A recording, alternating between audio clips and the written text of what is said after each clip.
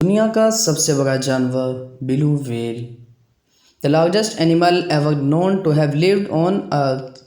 دیکھیے اس دنیا میں بلکہ پوری کائنات میں ہر چیز کا کوئی نہ کوئی مقصد ہے، چاہے یہاں دور 147.84 ملین مائلز دور چمکتا سورج ہو، ہر ایک کا کوئی نہ کوئی مقصد ہے۔ Every creation is having a purpose۔ اب اس بلو ویل کو دیکھیے، اس کا وزن 1,36,000 کلو گرام ہوتا ہے، یعنی 30 ہاتھیوں کے برابر۔ اس کی جو ایک زبان ہے وہ ایک ہاتھی کے برابر ہوتی ہے، اور جب اس کا بچہ پیدا ہوتا ہے تو وہ روزانہ 90 کلو گرام ویٹ وہ گین کر رہا ہوتا ہے۔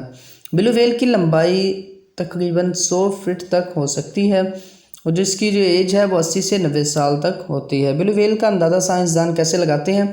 آپ نے دیکھا ہوگا کہ جو درخت ہے اس کی ایج کا اندازہ ان کے جو سٹیم ہے اس کے تنے میں جو رنگز ہیں ان رنگز کی کاؤنٹنگ کی جاتی ہے، اور ایک رنگ 1 سال کی نشاندہی کرتا ہے۔ اسی طرح بلو ویل کے کان میں ویکس جمتی ہے، جس طرح انسان کے کان میں ویکس جمتی ہے۔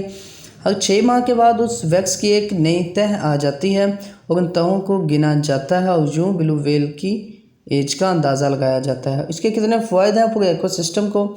جب تک یہ زندہ ہے it absorbs a huge amount of carbon from the environment and responsible for the health of ocean, یعنی یہ ہوا سے کاربن کو لے لیتی ہے، وہ جو سمندر ہے اس کی صحت میں، اس کی ہیلتھ میں بہت معاون کردار ادا کرتی ہے۔ ویل مچھلی روزانہ 18,000 کلو خوراک کھاتی ہے، اور یہ اس کا کھانا سمندر کی آبادی کو بھی کنٹرول میں رکھتا ہے۔ اور جب یہ ویل مچھلی موو کرتی ہے ایک جگہ سے دوسری جگہ تو اس کی موومنٹ اتنی تیز ہوتی ہے، اسے ویل جمپ کہا جاتا ہے۔ اس کی موومنٹ سے سمندر کی تہہ میں موجود منرلز اور دیگر چیزیں ہل جاتی ہیں جو کہ سمندر کی زرخیزی کا سبب بنتی ہیں۔ ویسے تو ویل مچھلی کے شکار پر پابندی ہے، لیکن اس کا گوشت بہت لذیذ ہوتا ہے۔ ہماری اس کہانی کا کلائمیکس تب آتا ہے جب ویل کی موت واقع ہوتی ہے۔ سائنس کہتی ہے جب اس کی موت واقع ہوتی ہے تو یہ اپنے نیسٹ سے کافی دور چلی جاتی ہے، اور وہاں جا کے یہ آخری ایک ڈائیو لیتی ہے جسے ویل فال کہا جاتا ہے۔ سمندر کی گہرائیوں میں جا کے کولیپس کر جاتی ہے اور مر جاتی ہے۔ سب سے پہلے ویل مچھلی کے مردہ جسم کو کھانے کے لیے شارک مچھلی اور ایل فش آتے ہیں۔ ایل فش وہ مچھلی ہے جس سے بجلی نکلتی ہے جب اسے شکار کرنا ہو یا اسے کوئی تھریٹ ہو انوائرمنٹ سے، تو اس کے جسم سے 800 وولٹ تک بجلی نکلتی ہے۔